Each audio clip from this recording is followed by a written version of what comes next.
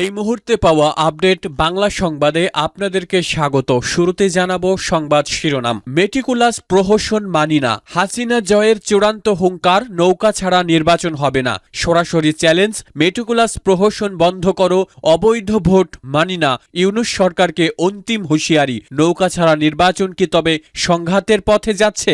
জানাবো এ সম্পর্কিত একটি গুরুত্বপূর্ণ প্রতিবেদন।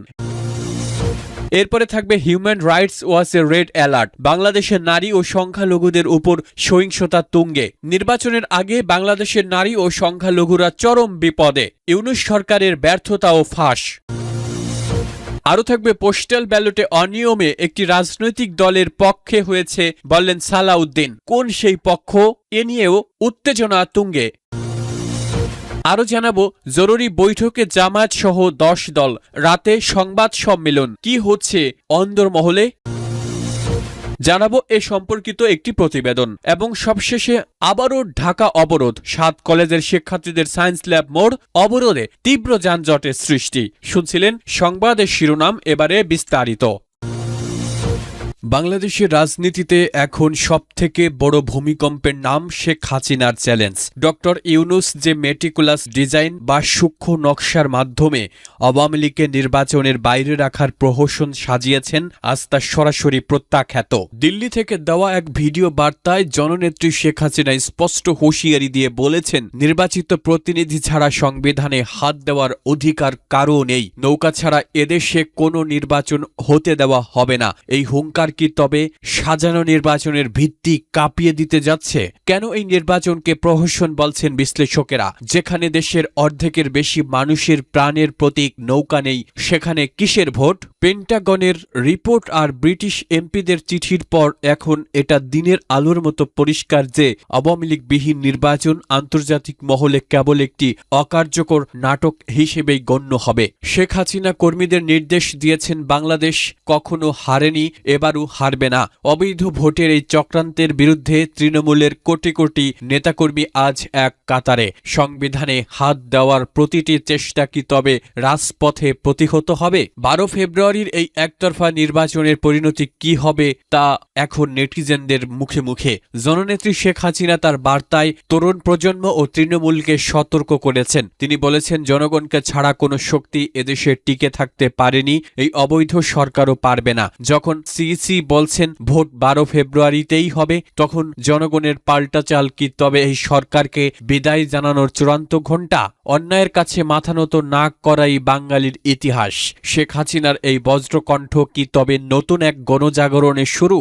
হিউম্যান রাইটস ওয়াচের রেড অ্যালার্ট, বাংলাদেশের নারী ও সংখ্যালঘুদের উপর সহিংসতা তুঙ্গে। ডক্টর ইউনূস কি মানবাধিকার রক্ষায় ব্যর্থ? মব লিঞ্চিং আর কট্টরপন্থীদের আস্ফালন কি হচ্ছে ফেব্রুয়ারির আগেই? বাংলাদেশের আকাশে যখন 12 ফেব্রুয়ারি নির্বাচনের ঘনঘটা, ঠিক তখনই আন্তর্জাতিক মানবাধিকার সংস্থা হিউম্যান রাইটস ওয়াচ এক ভয়ঙ্কর সত্য উন্মোচন করেছে। সংস্থাটির দাবি, আগস্টের বর্ষা বিপ্লব এর পর এটি প্রথম নির্বাচন হতে যাচ্ছে। কিন্তু এই নির্বাচনের আগে দেশজুড়ে নারী, কন্যা, শিশু এবং সংখ্যালঘুদের উপর সহিংসতা উদ্বেগজনক হারে বেড়েছে।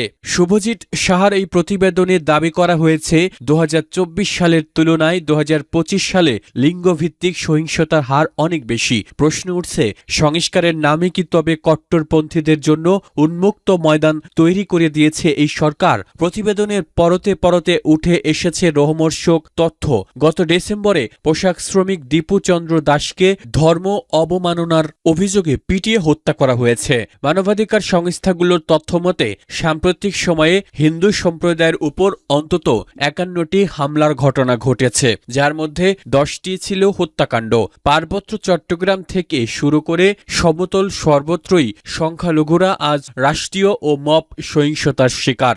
HRW স্পষ্ট বলেছে, সরকার ধর্ম অবমাননার অজুহাতে বিচার বহির্ভূত হত্যাকাণ্ডের বিরুদ্ধে কোনো কার্যকর পদক্ষেপ নিতে পারেনি। এটি কি তবে নির্বাচনের আগে একটি নির্দিষ্ট গোষ্ঠীকে সন্তুষ্ট করার কৌশল? কেবল মাঠ পর্যায়ে নয়, নির্বাচনের মনোনয়নও বৈষম্য এখন দৃশ্যমান। 51টি নিবন্ধিত রাজনৈতিক দলের মধ্যে 30টির কোনো নারী প্রার্থী নেই। বিশেষ করে ইসলামপন্থী দল জামায়াতে ইসলামী তাদের 276 জন প্রার্থীর মধ্যে একজন নারীকেও মনোনয়ন দেয়নি। হিউম্যান রাইটস ওয়াচ একে নারীর রাজনৈতিক ক্ষমতার প্রতি অবজ্ঞা হিসেবে চিহ্নিত করেছে। HRW সরকারকে সতর্ক করে বলেছে, সংবিধান অনুযায়ী সংখ্যালঘু সুরক্ষা নিশ্চিত না করলে এবং সিড ও সনদ পালন না করলে আন্তর্জাতিক মহলে বাংলাদেশের মর্যাদা ধূলিসাৎ হবে।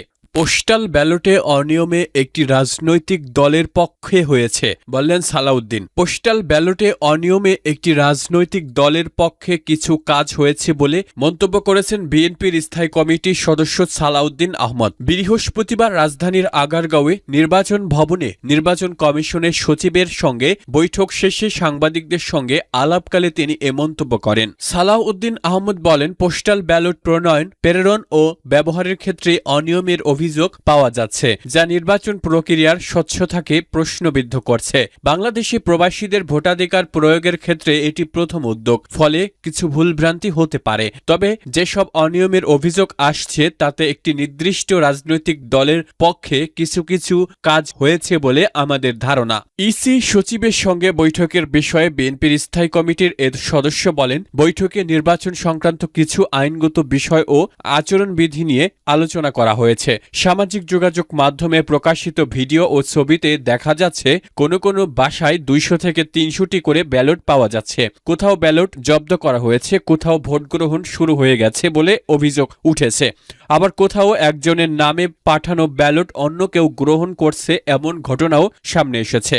জরুরি বৈঠকে জামায়াত সহ 10 দল, রাতে সংবাদ সম্মেলন। আসন্ন ত্রয়োদশ জাতীয় সংসদ নির্বাচন সামনে রেখে আসন সমঝোতা চূড়ান্ত করতে জরুরি বৈঠকে বসেছে জামায়াতে ইসলামী সহ 10 দলের শীর্ষ নেতারা। বৃহস্পতিবার সকাল থেকে শুরু হওয়া এ বৈঠক এখনও চলছে।